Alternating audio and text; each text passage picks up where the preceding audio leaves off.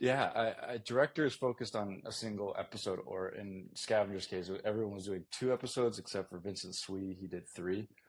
And the Okay. supervising director oversees all the departments in some way. I mean, the art director is really the other pillar of that, where the art Right. director is overseeing backgrounds and props and character designs and comp. Um, Supervising director knits everything together and makes sure that what's happening in character design works for animation, that the boards are sort of leading the background layout and being involved in all of the meetings and offering commentary on whatever's happening. It's a lot of like juggling plates and just making sure the machinery is all moving forward. Yeah, that sounds crazy complex. Not gonna lie.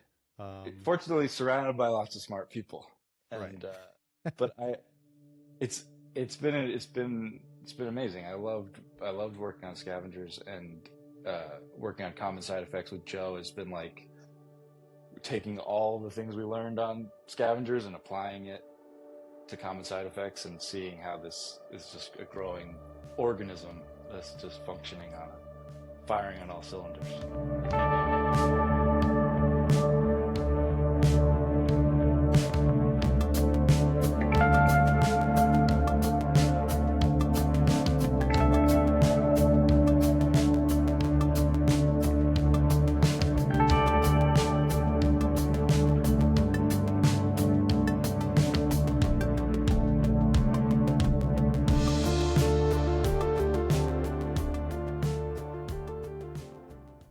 Let's roll in. Very nice. I mean, we already kind of spoke for first few minutes Yeah, prior to this, but obviously very nice to meet you.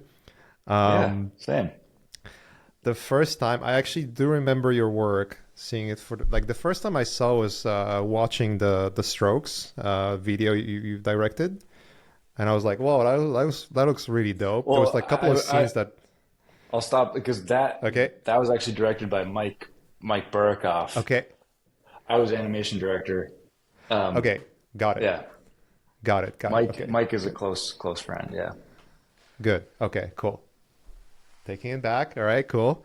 But that's the first time I was actually introduced to your work. And there's a couple of scenes there, like the celestial bridge with like those figures walking down it, and like some of the cosmic shots. It's funny because watching Scavengers Reign now, there's like I can see like how those all of those worlds kind of Yeah. colliding, like like the pieces are falling into place, and everything starts to make sense to me.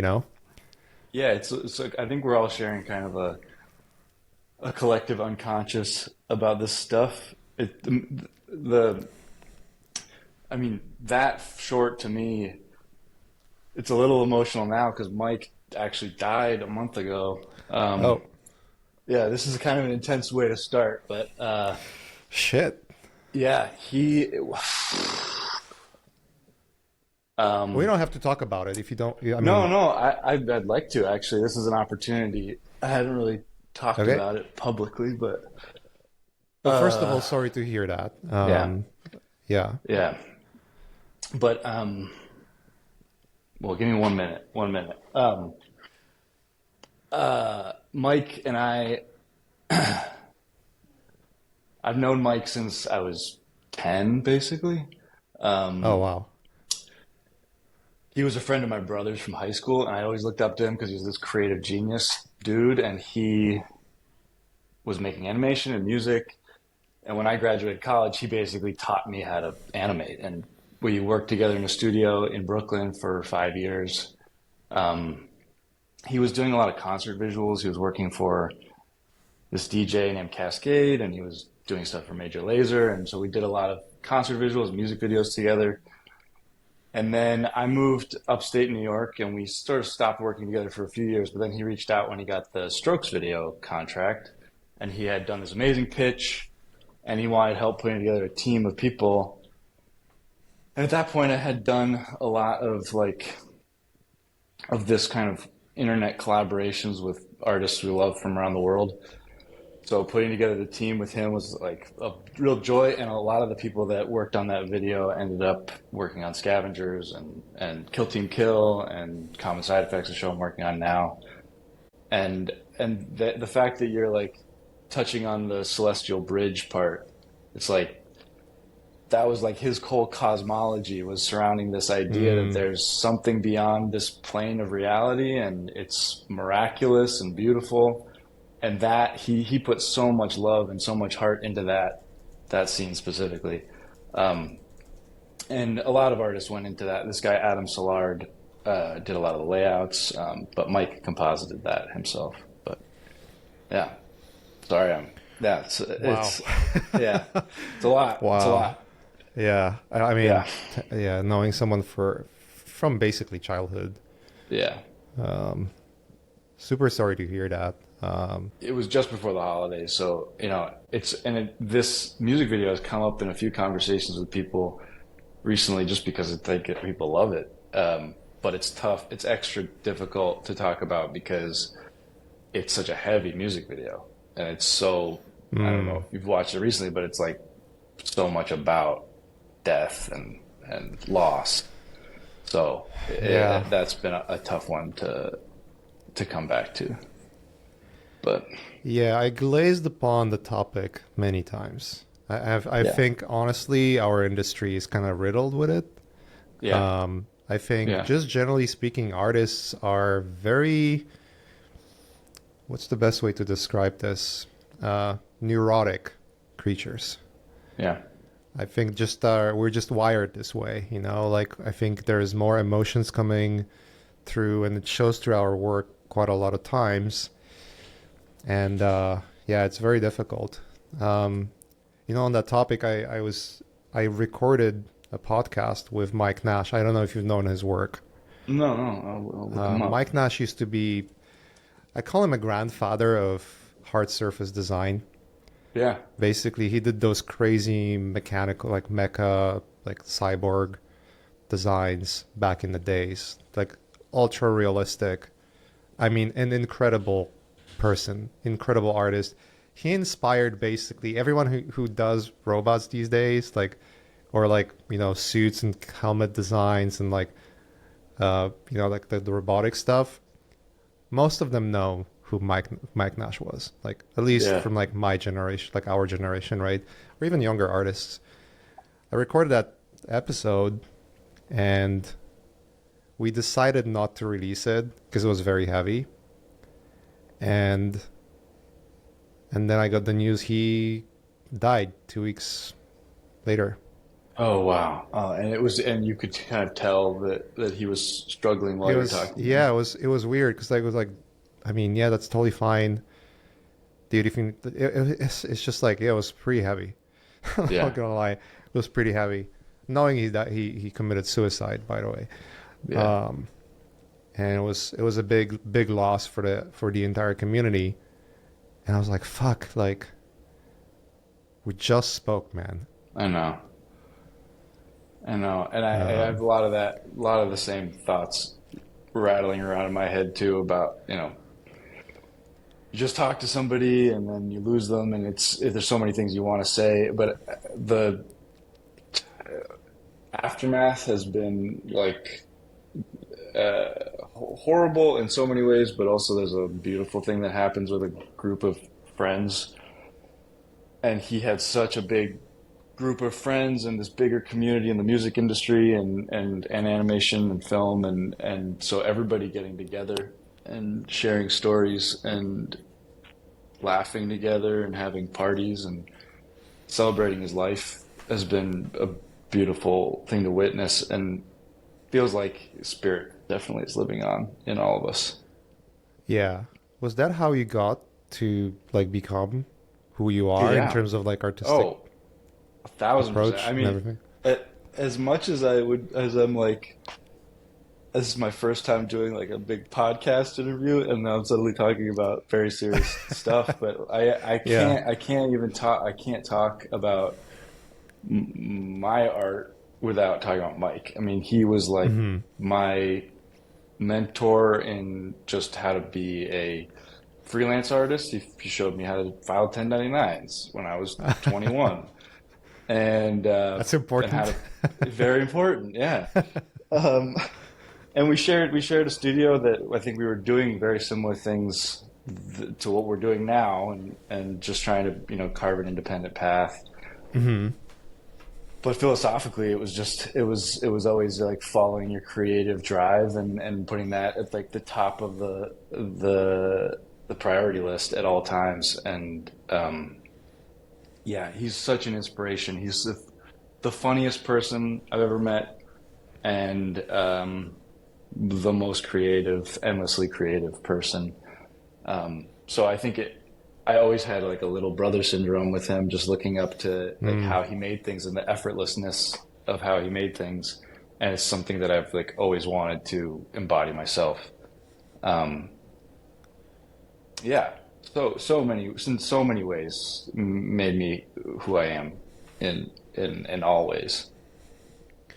Yeah, there's something about mentors, especially if they're like really good ones, Yeah. that has such a huge impact on life in like the most positive way possible, right? Yeah. Yeah, Yeah.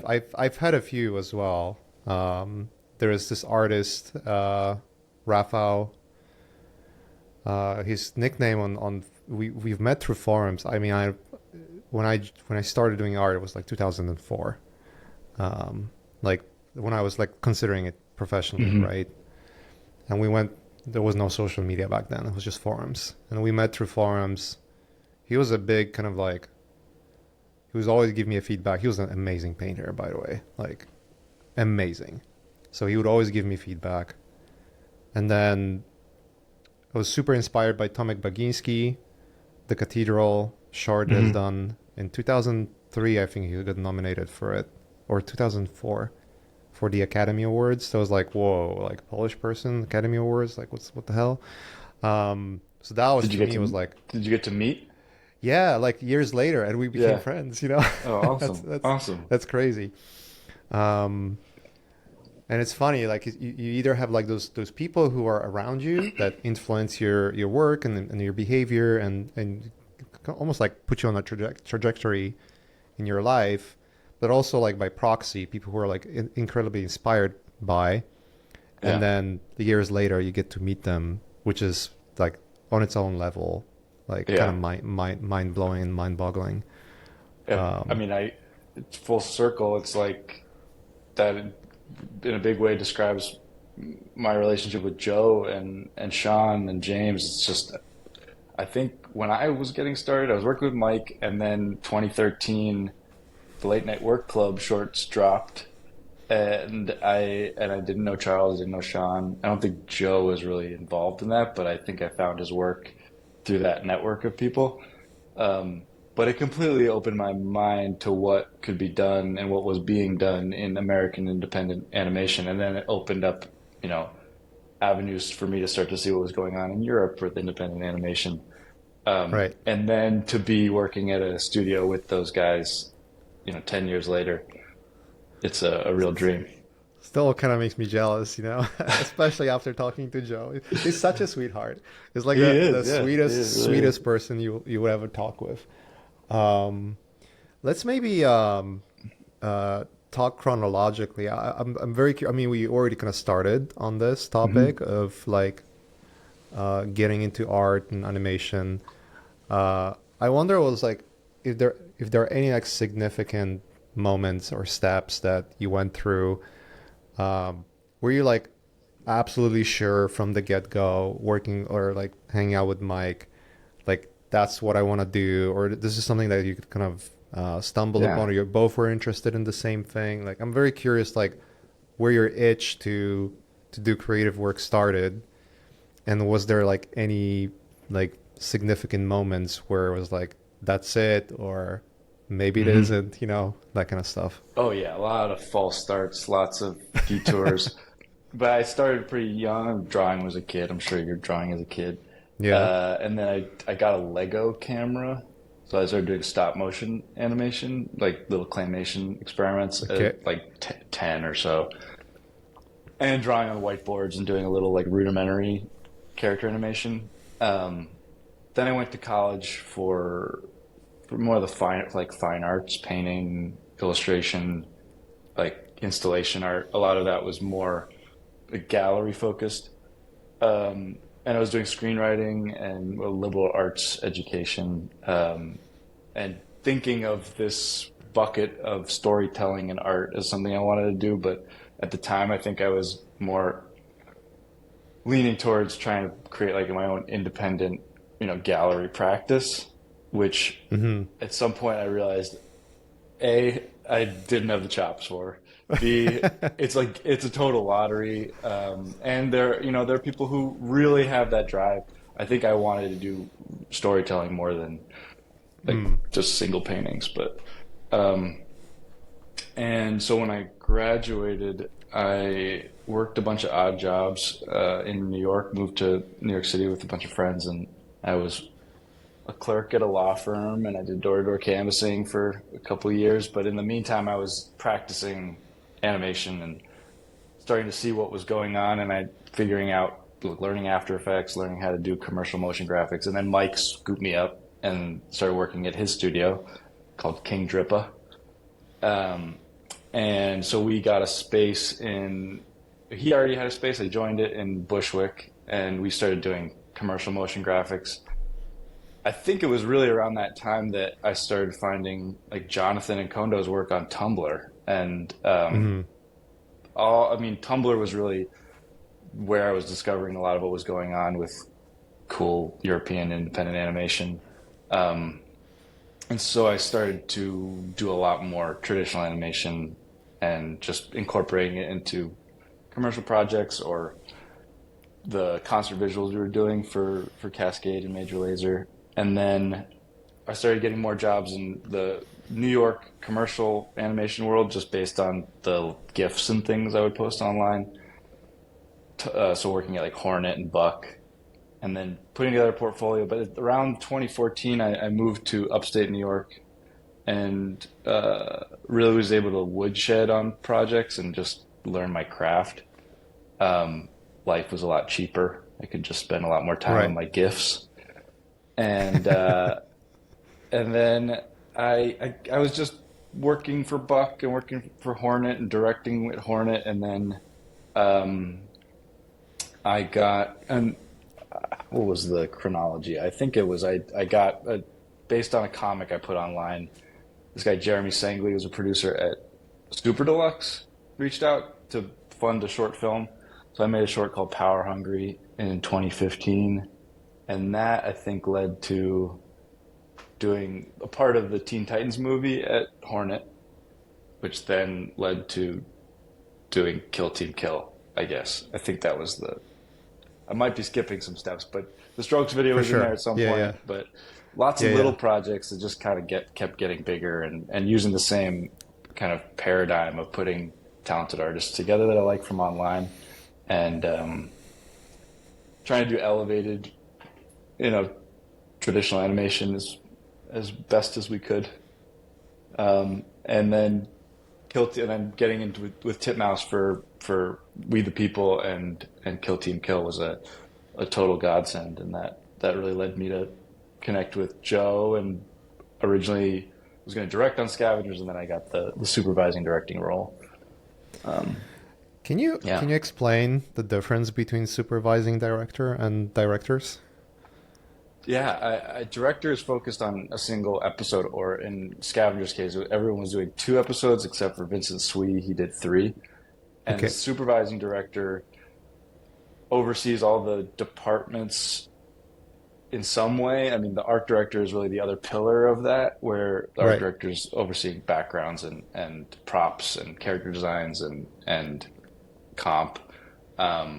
Supervising director knits everything together and makes sure that what's happening in character design works for animation, that the boards are sort of leading the background layout and being involved in all of the meetings and offering commentary on whatever's happening. It's a lot of like juggling plates and just making sure the machinery is all moving forward. Yeah, that sounds crazy complex. Not gonna lie. Fortunately, surrounded by lots of smart people, and but it's been amazing. I loved working on Scavengers, and working on common side effects with Joe has been like taking all the things we learned on Scavengers and applying it to common side effects and seeing how this is just a growing organism that's just functioning on a firing on all cylinders. You still have time to like animate at this point? A little bit. We do like Just this, we did a just a smidge. yeah. I mean, not. I mean, I do a lot of personal drawing, but animation is usually if we're doing retakes, then I'll jump in Hmm. and well, it's all hands on deck. I mean, Sean does retakes, Joe does retakes. For Right. Scavengers, we were just cranking them out. Yeah, But it a seems. lot of it. Oh, go ahead. No, go ahead. Sorry. Oh no, a lot of it is just sort of keeping an eye on making sure that there aren't any log jams in the process Right. anywhere. Yeah, Yeah, that makes sense. And it also just keeps like the vision of the show, entirety of it, kind of cohesive and glued together. yeah. Um, And yeah. my favorite thing in the world is talking to people about ideas, and that's the best part about the job is that you get together with all the artists you love and just get to like dive in deep to the writer's intention. And often we at Green Street was just like try to keep it as egalitarian as possible, so the writers come into conversation with the storyboard artists and the animators, and just there's no daylight between what the creative intention is and how it's actually being executed. And just yeah, having a really fluid conversation so everybody gets what the goals of the show Yeah. are.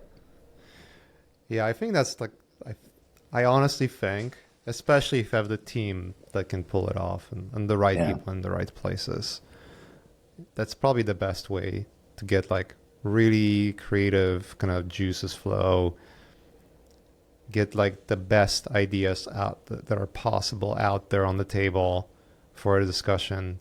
I mean, Joe was mentioning this when we were talking about it. I believe that you know animators would interpret what needs to be done, or a storyboard artist would interpret what's written in the story, but then give their own touch to it. It's like, what if we kind of approach it this way, or there's always like those little nuggets that appear out of yeah, nowhere yeah. that like the writers would like, oh, that's really cool, Hmm. and that just becomes better and better. I Yeah, have that and experience with my team too. That I'm happens a sure. lot. I'm sure. Especially the longer you work with people too, then you Yeah, can really yeah. their strengths, and you say, "Hey, here's like a rough idea. Pitch some ideas for that." Um, are you working with the same crew on every White Rabbit? We have, yeah, most of the folks are pretty much the same folks. Yeah, From starting from chapter three, I would say. Chapter three, four is pretty much the same crew. Chapter five as well. There's yeah. obviously some additions. Some chapters are more uh, like VFX heavy. So we have few VFX artists, like two of them who are like really cool. One of the VFX artists we found on Fiverr, out of all places. He's like doing all of like the 2D VFX animation. Oh, awesome. It's I mean, we can talk about it too, but hiring is, I'm learning this over time. Hiring is probably number one, above and beyond everything else in Oh terms of yeah, leadership. 1000%. Yeah. I think that's actually I kind of skipped over that in the role of the supervising director. That's like that's the main thing that I'm doing is just finding people Okay. and Yeah. looking at short films, looking at graduating classes, and finding artists who we can work with, um, and a big part of what we're trying to do is I think it's just the way we've worked as independent artists is just we want to create our own pipelines and create our own systems for Yeah. making things that it's like artist driven. So finding artists who don't have a lot of like habits they've learned from years and years at studios, we want to just cultivate this like new way of making things that's very direct. So yeah, finding people with fresh new ideas is always critical. Yeah, that and also I would just add to it because I had that experience with one of our animators who, when he started on the show on White Rabbit, he was very junior. Like he wasn't Hmm. even like considering himself an animator. And there's another guy who we promoted to basically. I mean, I call it old school art director because I come from like the video games industry. To me, art director is the person who directs art. uh, but I understand why it's broken down to like production design and animation Hmm. directors and and costume directors in film and animation. I totally understand like that logic. But he started as sort of, hey, I'm applying as like I want to try animation to like, no, you're gonna do VFX to like you're actually doing everything now to like, bro, like everything I throw at you, you're just killing it, you know? Yeah. You're It- here, take it. yeah. Do it all for me. That I don't know if does he come from like a independent film background, like making his own No, projects or he's a young guy from Eastern Europe, okay. like who applied to work. He was, he would do like small animations in Blender before some projects. Actually, I think his name is Daniels. Before because he's working full time with us right now. Um, Before doing that, he was actually doing like simple 3D models for those drone shows where you would have like drone, Yeah. basically creating like the vertices of the model and then moving around, creating like an illusion Yeah, of an yeah. actual thing. So he was designing that for like one of the Silicon Valley companies. Um, Cool. so I was like, wow, that's like unlike anything you do, like or Yeah. show in your portfolio. And then Well, it's problem recently, solving. It's like a right. ability to just game something out. Yeah, and I want to give him a shout out. He just released. I mean, it's been quite a few months now, but he released his like a short film trailer that went pretty Awesome. viral. I think he got like 1.2 million views on YouTube Well, you got to send it after over or releasing it. put it Yeah, in the I'll show send it notes. over. Yeah. I actually was like, should I send it over? Like, I don't want to lose my Happily. guy. Oh, no, no, we won't steal your guy. I'm joking. I mean, you're doing a different. It's a whole different bucket well, I am. you I'm did like say pulling that your leg right now. he does good 2D effects animation, but we Yeah, we won't have a steal guy it. from UK who's like super cool, like super chill, and he does like like 2D effects animations for us as well. And then one of the animators, like well, the guy who was not supposed, like he wasn't even like um, into like full time animation. Um, it was a lot of like hand holding, starting to work with him, like just like hey, you need to like kind of like helping him out. Hmm. But the growth from there to now, it's been quite Yeah. incredible. And I think that's another part where we're like, it's like finding out if the person you hired has capability to grow Yeah. and like supporting that grow and not getting like you're not professional from the get go. We don't want that kind of stuff. Oh So yeah. No, no, no. I mean, I've worked with artists who on their first day, you might be struggling with like a piece of dialogue, and then the next week somehow are doing like the most incredible, complex camera work and action set pieces, right. and it's just finding where people have where their interest lies and activating them that way. I but I think about like a lot of the artists we work with that we try to find people who have interest in like creating the full stack of something, like making storyboard all the way to final comp, because then they understand where they fit in the pipeline. If they're just doing storyboards, they understand what they need to do to help out those next Hmm. stages. And then if you have a team that's built entirely of directors, basically, then you just every scene is being treated by somebody who understands how it works holistically for the scene and for the show, Right. and is offering up solutions that are going to like ripple through the whole pipeline. and that was a big part of Scavengers and common side effects. How can if I obviously if I can ask that question, how big is your team? Like how many people we're thinking roughly? Uh, it's hard to gauge exactly, but I'd say on the Green Street side, it's about 50 for a show, but I don't quote me on that. I think it's roughly that. That's between production staff and Right. the art team we work with, which we have our board artists are, and it's kind of expands and scales down as departments Yeah, grow and of shrink. course. As you start the Yeah, project, and then yeah, depending on which stage the project is in, you scale up and scale down. yeah, It's like the Mexican wave, like on the stadium, exactly. it goes whoa. Yeah. um, And now as we have more projects coming down the pipeline, we can move folks from like the design department on yeah. one show to another show. And and then we work with partner studios, amazing partner studios for animation services. We're doing most of the pre-production here at Green Street, but then what we're really trying to do, and Joe might have talked a little about this, but bring back layout departments and rough animation into that Hmm. part of the process, because a lot of American TV for the last 20 years has been, I don't know exactly how long, but just removing that from the pipeline, so it's just boards that get shipped. um, and we love making animation, we love doing the layout drawings, and find that that's where a lot of the specificity comes in.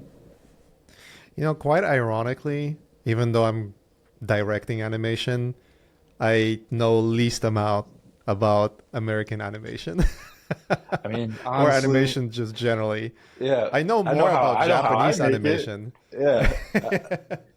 I've had it. We've all kind of had an unconventional way into the industry, and I think that's just our generation with the internet and making things online, um, and finding that like the things that we learned are Hmm. actually like scalable and make really interesting end results. And we watched, the machinery of business produce some sort of mediocre results for a while, and the goal is to like you said, the Japanese model. I mean, that's just so hands-on. That's why that work looks the way that it does, because there's no guesswork involved. It's like doing the layouts, explaining what you want, and making it extremely clear. There's quite a lot of madness there too. And Like, madness is uh, involved. Yeah. yeah, yeah. It's kind of the most interesting kind of revelation I had, and I've learned this. That was back in 2017, I would say 2016, when I was working on a couple of like different projects. But I had a little bit of a glimpse into like production IG and like different like those famous animation studios. Production Mhm. IG, I think Polygon as well. And it's well, Polygon probably less because Polygon is like probably the most kind of advanced, kind of very unorthodox in the realm of Japanese animation as a Mhm. studio. Like they're unlike any other, basically. They just stand out in terms of their pipeline and how they produce stuff and how they approach work. They're kind of more westernized. Let's put it this way. But it was interesting to see like how the director and the studio connection works in Japan. Like it's very kind of it's almost like it's a unit. Yeah. You don't have a Yeah. studio without the director, and you don't have a director without a studio in a way. Yeah. And so like in essence, like I have an idea for a script, I want to make the film. You look at the studio that's going to make it, not the director that's going to direct it, if that makes sense. Yeah. It's Yeah. very different. It's very Absolutely. interesting. And from what I've heard from producers I'm friendly with that go and work in Japan, another reason the work ends up so like meticulously produced is these studios are often just working on one thing at a time for 5 years. And then they Yeah. move on to the next, and it could because it's a studio that is a director's studio. It's like they want all of their focus on that project, and they're not diversifying to the point of like mediocrity. It's just like, no, let's keep our eye on the prize. Yeah, and yeah. then on to the next one. When you guys, because Green Street is a pretty young studio. It's based. Yeah. Did you guys start that with Joe? Well, Joe started the studio, right? Well, it If was I Joe remember and it correct. Sean and James. Yeah. And Sean So and James. Yeah, James Merrill, Sean Bucklew, and Joe Bennett. They right. started it. With I think Scavengers, through right? with Scavengers, but the process was so long. I think it was 3 years ago that Right. they actually incorporated, and that was to get the ball rolling. Um, and then Green Street was the studio that hosted the writers' room, Mm-hmm. which Joe and Sean and James and Charles and then Jillian and Jenny were the other two writers. But that's where the writers' room was held, and that's where we did a lot of the early team building, pre-production planning, storyboard guides, um, animation guides, picking the team, putting the team together, and then partnering with Titmouse, Titmouse is very much involved in all of that, um, and Titmouse for animation services. And I worked at Titmouse as supervising director on the show. Got it. And Yeah. how do you handle the growth like at that early stage? Because I'll tell you that's one of the probably scariest thing to do when you have a small studio and you need it to grow for project purposes. And there's just Yeah. so many traps along the way. Yeah. It's been really fun and you know it's definitely been a big question we've had about how do you grow when your business model is like we all care so much about the project we're doing, Yeah. like we're adding another project into the mix. How do we make sure we give it the same amount of attention? And the just building out the team. It's just like having this collection of people around us that um, it's made it possible to have four projects running at the same time, and a lot of it is elevating people through the ranks. A coordinator, production coordinator here could be a line producer on a project in a year from now. Um, and similarly, a storyboard artist could end up becoming a director or supervising director on a project.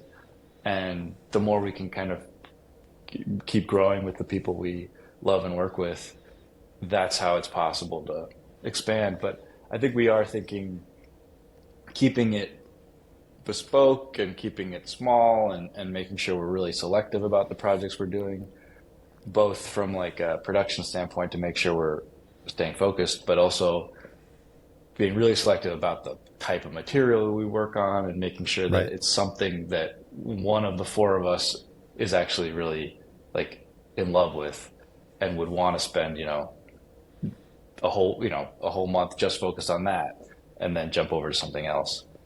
Um, yeah.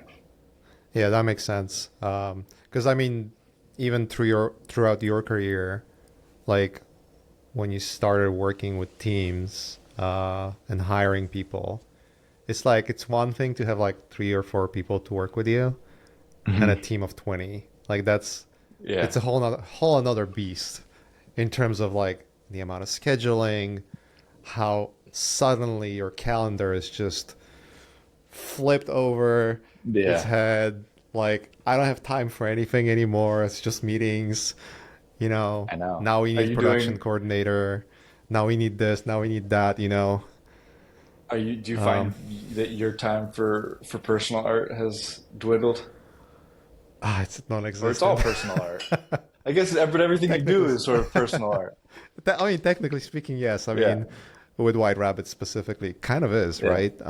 Yeah. So I'm extremely fortunate to be in that position to kind of be able to, have funded film and work on it. And it's an idea that I've written together with Emily and been directing for the past 5 chapters. I think at the end of it, we're going to have like a 40-minute Oh, awesome. film out of it, like 30, 40 minutes. And Well, we'll when you see do the where it goes screening, there. I'll come to the Yeah, screening whenever. Yeah. yeah. We definitely want to have, like, once it's finished, like, we definitely, I mean, it would be perfect to have it in some theaters. That would be amazing, obviously. Oh, yeah. It's a kind of a tricky project because there's just a lot of, like, it's a very unorthodox in a way. It's sort of like it kind of have a disguise, like a costume of a traditional kind of animation with like this very hot hats down to like a homage to the like old school anime. Yeah. But like once you pop up the hood, like once you lift that skirt, it's whoa, what am I looking at? Like what it's just like unlike anything else.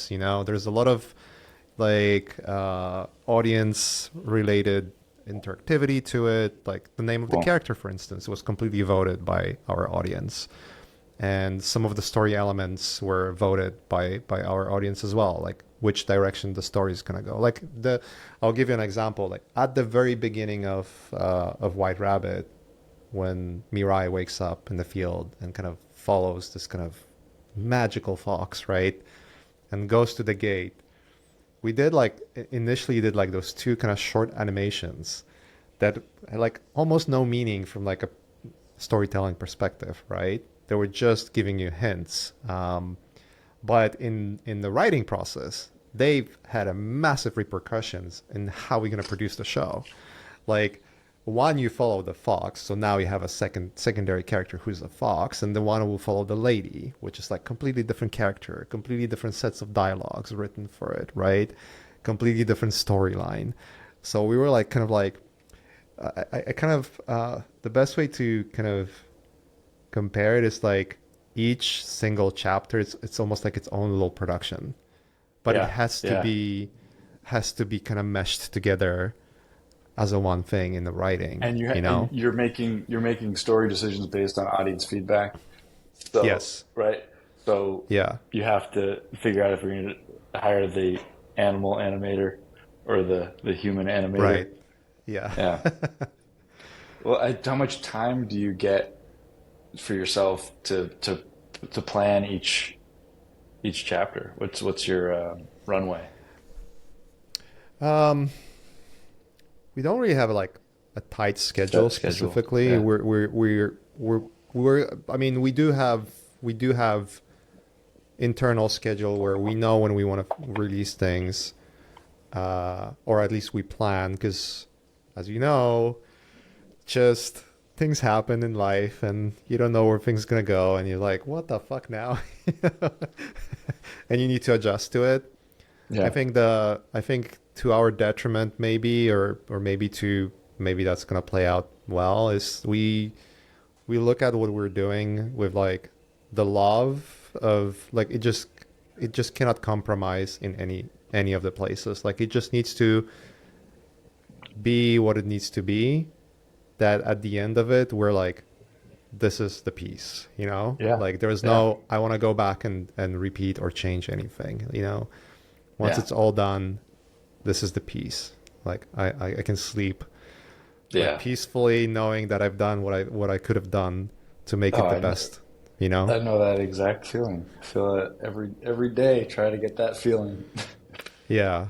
But it definitely has a horizon, and we have like we're becoming a more like, as with the experience of, because again at the end of the day it is sort of like a very unorthodox experience of getting it done. Because if we just had a script to begin with without any of the interactivity elements related to audience, none of the voting, none of like the decision making, none of that stuff related to what our audience voted with, we would probably be done with it already. Yeah. Like we would have everything done and ready to go at this point. Are But you working yeah, in, was it Blender? Grease pencil? Is that the, yeah, the pipeline is Blender heavy, I would say. yeah. We still use After Effects. We were doubling with Nuke, but I mean, Nuke is amazing, but like um, it's so cost prohibitive for small Hmm. animation, just like per license. But we do like extra compositing on top, and then editing. I edit and graded myself as well. Kind of wear all the hats at this show. Yeah. But I love it. It's very fun. And DaVinci Resolve is like the Oh yeah. Like my number one. It's like it became for me. It became sort of like the operating center. You know, it's like Yeah. where everything starts and ends at the edit. You know. It's so flexible. And you can Yeah, it's really amazing. you can do so many amazing optical tricks, and Yeah, I mean the final look of White Rabbit and everything you do is just so polished. thank you. I appreciate it. It's And beautiful. I'll tell you, we've built like quite a lot of like custom pipeline around it too. You know, in terms of like production pipeline, Yeah. scheduling, assets management, all of that stuff is like, you know, very cool. You know, I'm gonna like pat myself on the back here a little bit because like some of the artists we work with, especially animators, and our animation team is amazing. Few of them are like, you know, they have immense experience in like VFX industry. One of our animators, Marion, he did like, you know, dragon animations for the House of the Dragon, and you know the Yeah. Pikachu. She did the Pikachu, you know, for the live action Pikachu. So Yeah. they are like they worked in you know like the center, like the heart of the VFX industry, like the frame store MPC, Yeah. and one of the best like uh, validation of our like initial assumptions on how to, and this is sort of going back to your to what you said. It's like, oh, like I don't know, like animation, we kind of like do our own thing, you know. um the biggest validation we've got is like hearing feedback from people you work with. It's like, oh, it's so easy to work with you guys, like everything is so Yeah. organized and like super easy to like handle and everything. No, So that is really the gold standard, I think, of a good working relationship and a working environment. And I'm not surprised that you have that with your collaborators. The fact that you've been able to put out consistently amazing work, it had to be this like finely tuned machine team. except it's And not. It's just like this kind of garage of like yeah, but fucking it's the pieces same flying. thing. Same thing. But I think also people like to work in environments that feel like they're a little unstructured in some way. Like there is an Hmm. opportunity to like go down a rabbit hole that your job description is one thing, but like you might be doing some like new boards because you got to work on a new scene. And I think people like artists like to have variety in their day to day. Yeah, And yeah, giving people that opportunity and just having a like a good attitude about it because it's all fun at the end of the day. has to be, has to be. I mean, what you guys did with, I'm I'm gonna sound like a fanboy, but what you guys did with Scavengers Reign is just, it's so insane on so many levels. Like it's very hard to comprehend. Like how were you able to pull it off? You know, uh, on I, so I many levels. I really appreciate that. It's been really gratifying to hear the response and the growth. I mean, it's like it's had a kind of grassroots uh, interest, and so it's been this rolling, realization of how people react.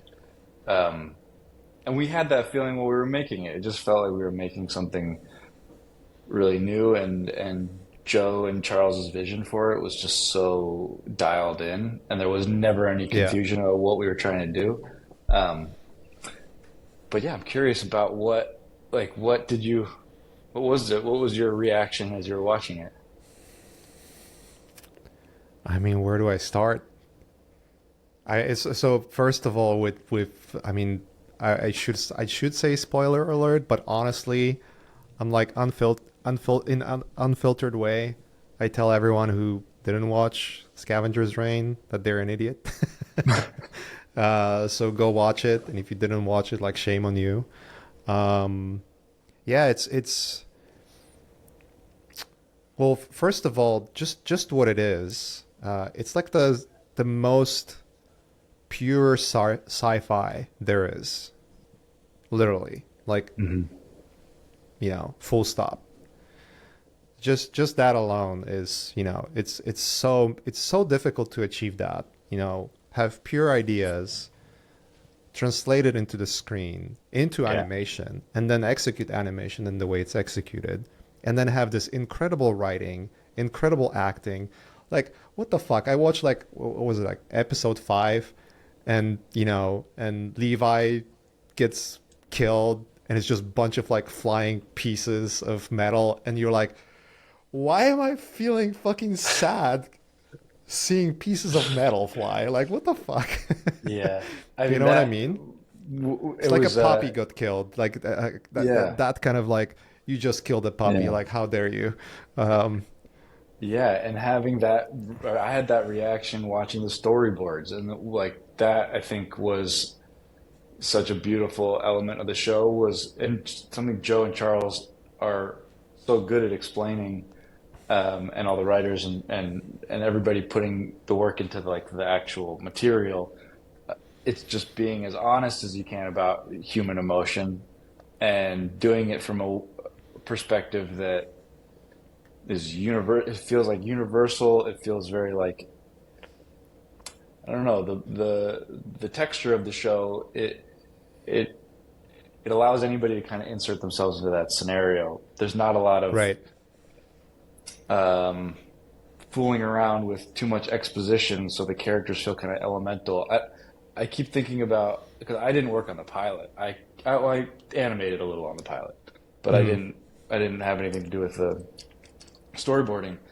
And I just keep thinking about how they introduced Cayman and Hollow, the creature that he's with. It's Yeah. just so, it's like basic calculus. It's like, here's a creature who uses mind control to get other creatures to feed it, and then finds a human, a creature he's never seen before, who's stuck in a pod, who's lost his mind, and has this mind palace of torments. And this mind control creature combining with this person, it's just like, and we're off to the races. It's just the perfect little setup. And you don't need to know Yeah. much about this creature. You don't need to know much about this character, but um, the perfect little math equation for so much great storytelling and chaos. Yeah. It's I think the way you guys did writing, the way it's animated, the way the scenes are shot, the way everything is presented and edited together, the way music plays, the way dialogue plays, it just treats the audience with such respect. It's like, here's the piece, watch it. Here's the story. Here are the characters. This Hmm. is what they do. This is what the world is. Without any of the exposition and treating you like as an audience as an idiot. You're not 5 years old. You're an adult. You can watch it and understand everything, Yeah. right? It's Yeah. I don't know. I think seeing people's reactions to the scenes that we were most emotionally attached to, and having that reaction, echo in the audience, like the pollinator creature in episode 3, the little guy in the Yeah, flower.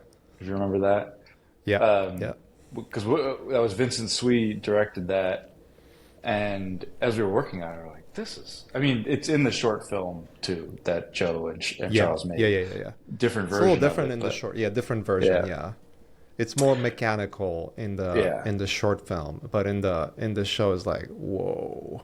Well, and it a different emotional, like, Yeah, linchpin at the end. At the end of the short one, it's like they get the bean, and it's a deadpan little joke of like, toss the bean into a bucket, and none of it has any impact on the characters. yeah, But in the show, making it like a real kind of confusing metaphorical journey that Ursula goes on. She doesn't really know how to feel. She feels something, but she doesn't know what exactly it is. It's this welling up of emotion, and having it just kind of linger like that. It's no explanation, and then having people react to that scene in the same way that we had while we were making it. It just makes me realize that audiences are so smart because they don't yeah. need to have their hand held, and they're desiring to have more esoteric art in the mainstream, which is really exciting. It's like super exciting to see that.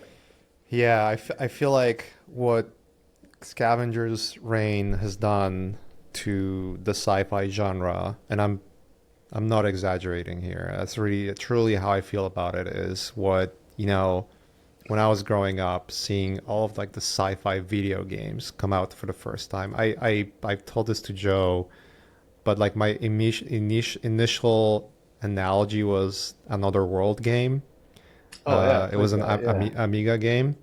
I couldn't It get was past the first part where I think there's like a shootout. It's like really hard it's a to hard game. dodge. Yeah. Yeah. You have to like create barriers and stuff. But Mm, like mm, just the mm. way the world feels, it's just Yeah. like it's so it's so unlike anything else, you know? It's just like it puts up it's like a staple. It's like here it is. Yeah. And Fucking dropping the character down into, I remember the yeah. beginning of that game, it dropped and then you're trying to figure out what the hell. Literally just Oh, drops in the yeah. fucking Yeah. pool and you have to Yeah. swim out and then there's this fucking dog creature that wants to like kill you and you have to Yeah. dodge it and kill those little snails. It was such a weird game when it came out, but also just such an amazing game. And to me it was like immediately my reaction was that the world felt so kind of so alien, but also was just like not there was no explanation to the world. You were Yeah. just thrown into it and you had to survive and there was no like it's just it is what it is, right? Yeah. It was very kind of nature like, and I felt the very same way about Scavengers. Another example is like when I've read Solaris book, and then I've seen I don't think I've seen the original So, movie that came out like yeah. in the 70s. I've seen Tarkovsky. Yeah. the George Tarkovsky. I've seen I maybe seen parts of it, but it was such a long while ago. I actually need to watch it again. And I've seen the Solaris, the George Clooney So, Solaris, yeah. which I think it was a different art piece. It was not the book. Like the book was like so vastly different. Um, yeah, Solaris is like another example where it's like Big it's the inspiration for world, Scavengers. I don't know if Joe mentioned right? that, but yeah, for the writing, I think definitely. I've heard Joe mentioning this on one of the podcasts I was listening to him or one of the interviews. Many of the, I've been binging all this shit. It's just like how did you guys make it? Like it's so amazing, you know. Um, yeah, it's absolutely incredible. Like hats off, and knowing how hardcore, how stressful it was for you, because I know like the production was crazy short. Yeah, I it was stressful, but a good kind of stress that I think we all enjoy the challenge of. I think it's always this question of like, can we pull it off? Can we pull it off in time? And can we cram it full of all of the detail and the specificity that we want? And the stress was always like, I wish we could have touched that thing, redid that shot. But the thing I like to do is like always stay bird's eye view and say like, what are the things that matter? And as long as we hit the things that matter, then the audience experience, they're not going to notice the little things that we didn't fix. Um, Right. but yeah, that's I think when you're making something, it's the question mark of like, is it going to work? And when you're making something that you're intentionally trying to kind of, I don't know, present something new, you wonder, it's dangerous. It's dangerous territory to play in when you could do something a little safer and know it's going to pay off because the audience already has like attachment to a certain type of filmmaking. Um, but I think you know everybody throughout the project worked like 150% and really believed in it. And like Charles was doing so much labor on the project. He really inspired the whole background team to follow his lead and to do such like exquisite work building that world. And then Charles ran the whole comp team to give it that final, very cinematic look. Um, and Joe being so involved in editing, music selection, working with Nick Snyder really closely and Alex Steichen on the sound design. So Nick Snyder was the composer, and Hmm. he's also on Common Side Effects now. And I don't know, just this like hive mind, making sure everybody was on board and everybody was communicating at all times, and nobody was phoning anything in. It was just like full court press at all times. So Yeah, yeah, I have two questions that come out of it immediately. One is,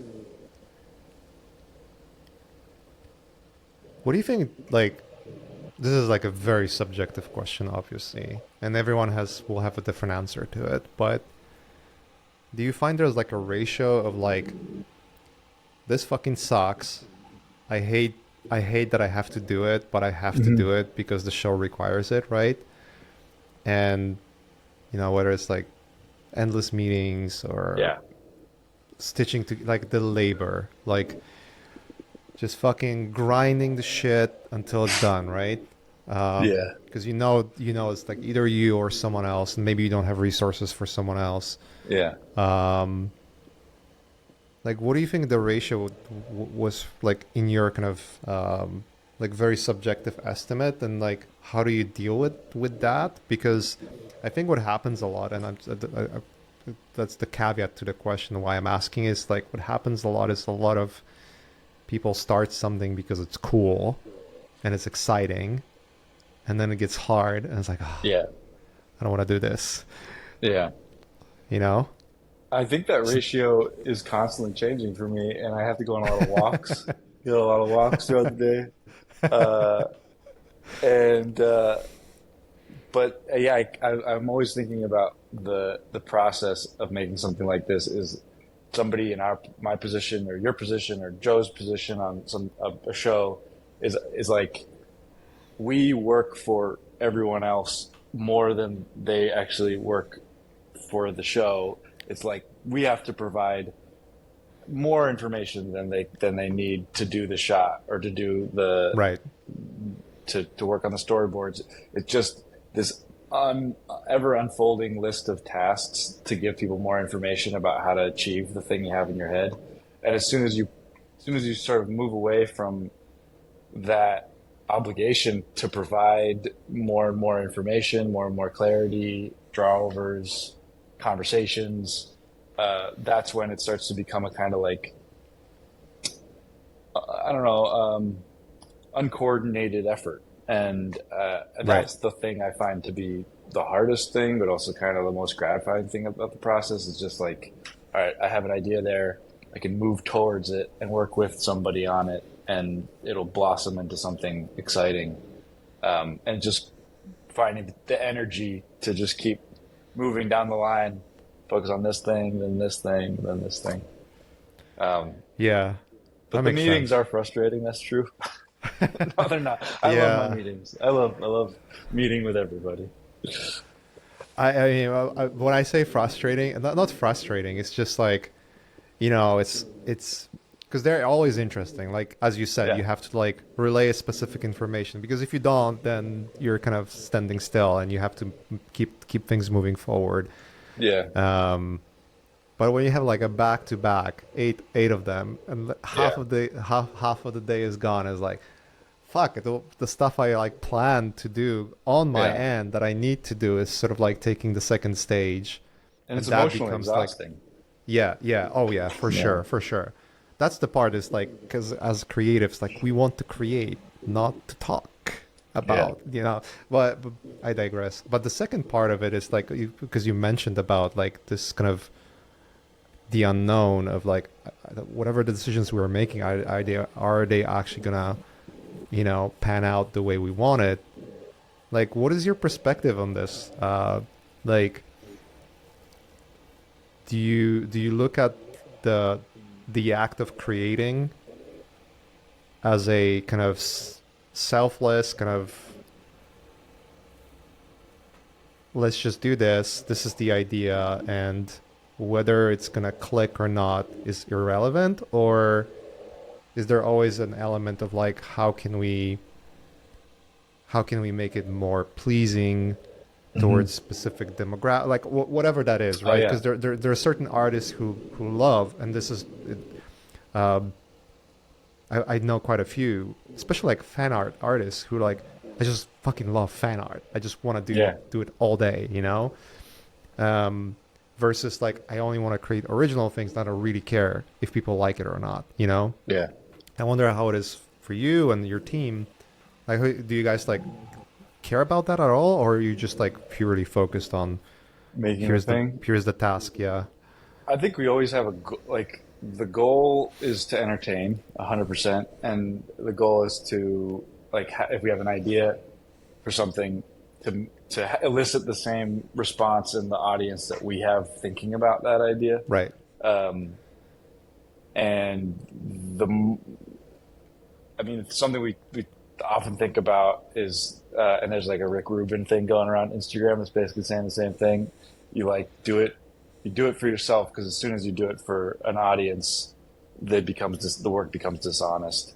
Um, so you right. do it to entertain yourself, and the more you do that, the more you become like in tune with your own like barometer of what's good and what resonates, and then if you just continue to do that, I think you see the reaction that like equal and opposite reaction in the audience, um, and that's the most gratifying thing. And I think it's often you see it internally when you're working on a project where you're working on a scene and it's a very weird idea. It's like, is this going to work? And then you show it to the team, and everybody's like, "Oh my god, I can't believe this is happening. This is amazing." And then you realize that that's how the audience must react. Hopefully, will react.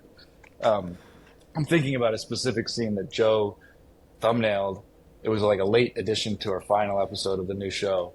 Joe thumbnailed this scene that is very weird, and it was like a swing. And we kind of all understood what he was going for, and then handed it over to one of our directors, and she did just like the most beautiful, insane boards any of us had ever seen, and it turned into like the best scene of the show. But it started from this like itch that Joe had for like making something that felt very esoteric and unique, and I don't know, just following that as closely as you can, and not worrying about how an audience might react. Yeah, I feel that. I feel that. I had a Yeah, moment like that on White Rabbit too, where I was yeah. just like, came up with this idea. This purely came out from my interactions with my daughter. Oh, that's And beautiful. at the time we were making chapter three, her favorite, and I mean favorite to a point where if we didn't play it every evening, she would be like pissed, you know. Was Floor is Lava, Yes. and we did this. And you know, I spoke with Emily and the team is like, what if we did Floor is Lava, you know? But like with a twist. It's like Floor is Lava with Squid Games, the breaking glass episode. You know, like if you choose the Yeah, wrong platform, you die and you have to start over. And like everyone's like, "What the fuck are you talking about?" You know.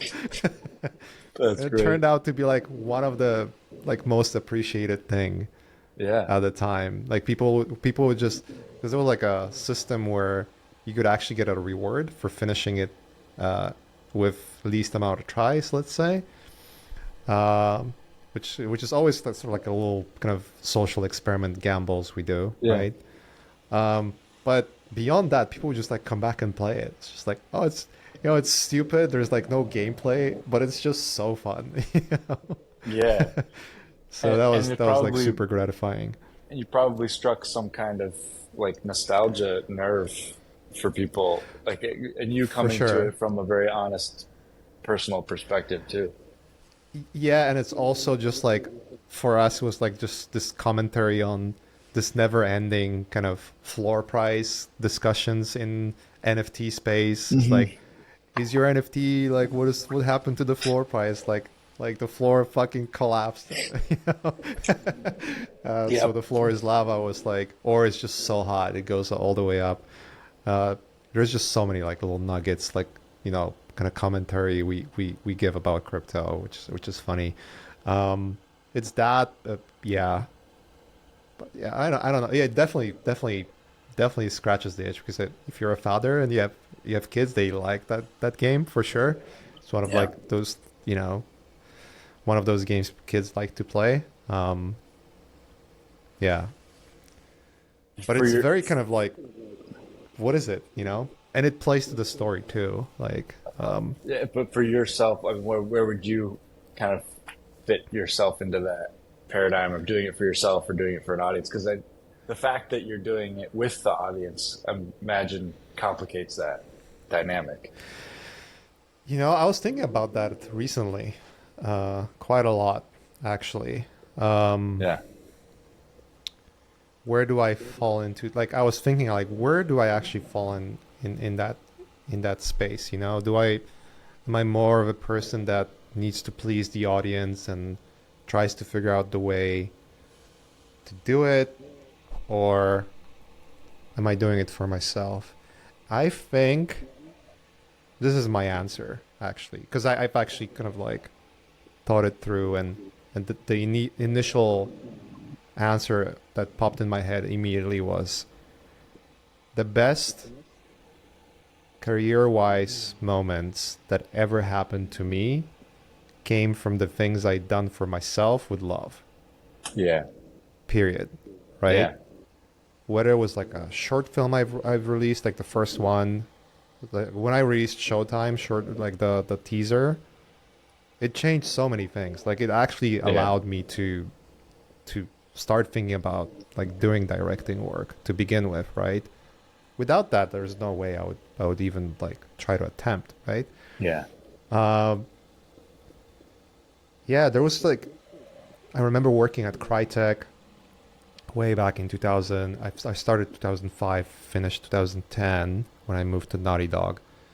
But I had an option there to work on Crisis, which was like the main game that they were working on, and there was this other game that they were doing that was canceled. And all the art I've done for that game were exactly what Naughty Dog was looking for. Oh, really? And that's the reason why I was hired. Yeah. Like literally all of that stuff, you know, that I've released and shown. They were like, this is what we need. You know? So And when were that by you were able to put it all out there at some point, even though yeah, Crytek because owned the it? game was Yeah. canceled and I got like approval from like Oh, nice. the the Crytek's art director to get it out.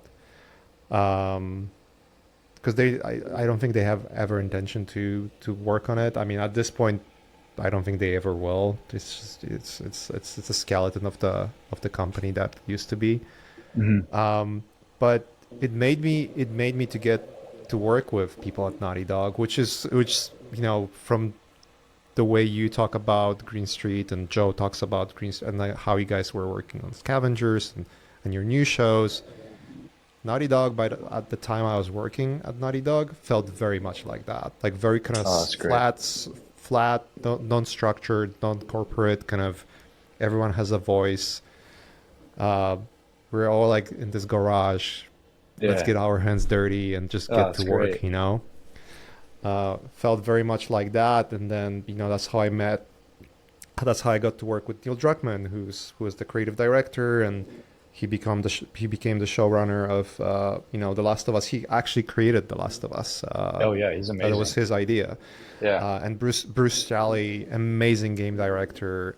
He used to be art director at Naughty Dog, then became like the game director for the.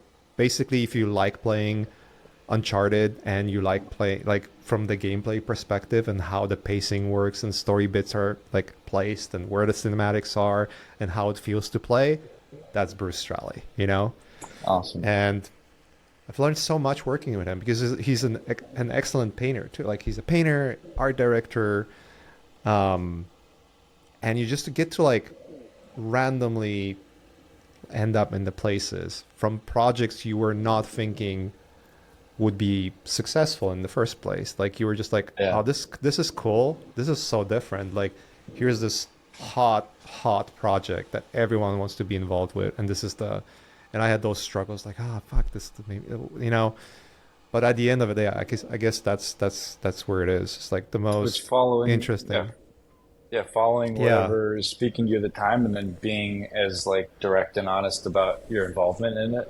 And then right. it's better not to like project forward about how things will turn out, because they always turn out in unexpected ways. And it's it's really it's really exciting to see Scavengers like take root culturally, and then but that we won't actually be able to see, what the fruits of that are for years probably. And um, the retrospect of all of it, I think, is only going to become apparent, down the line. And you're in a bubble while you're making it. You're even in a bubble after it comes out, Yeah, and then you just go on to the next thing. Um, yeah. You can't expect. You yeah, just have to make it. On the opposite side, I mean, kind of people pleasing element. I guess the podcast kind of scratched that itch because yeah, I just do it. I just do it because I love doing it. I do it when I can do it, and then when I started Learn Squared, which was the online art school, that was as well just like that element. Kind of let's change. Let's get the best people in the industry. Show how it's done. Affordable. Don't go to fucking college. Don't yeah, get 80 grand a year arts degree, especially now. Like, holy shit. Just I don't know. go to art college. Like save Yeah, yourself from this crippling debt. yeah. I mean, I didn't really go to like a dedicated art school, and I always wondered if what my relationship with art making animation would be if I had gone to an animation school. Um, I don't know if I would ever discourage somebody from going, but it is, prohibitively expensive. Uh, but the fact that you can learn everything online, and all that in the end it Yeah. is just practice. It's, yeah, I could completely agree with that. Yeah, I mean, look, if you can afford it, then I mean, go for it. You're gonna make amazing Yeah, friends for sure. And some people need structure for sure. You need like it's very difficult to find the right stuff online. So there's many benefits, but I mean, that's one of the most because I'm not an American. I obviously come it's up from awful. I Yeah, grew up in Poland, and education in Europe is free. yeah, And like one of the shocking part was like first like how much it cost uh, to get an education, like college education in US, and then the fact that you cannot even bankrupt on that debt, like it just it's shameful. stays with you forever. That's just Yeah, like what the fuck, dude. That's maybe just someday, absolutely crazy. maybe someday we'll have some kind of debt forgiveness. Maybe I should knock on wood. I don't know. I have cork over here. Does cork count as wood? I Uh, don't know. I don't yeah. know. Um, Um, it's crazy. So, I mean, gosh, we covered so many topics. yeah, and I as feel as like we, far as I was gonna say about the mic stuff, maybe you could.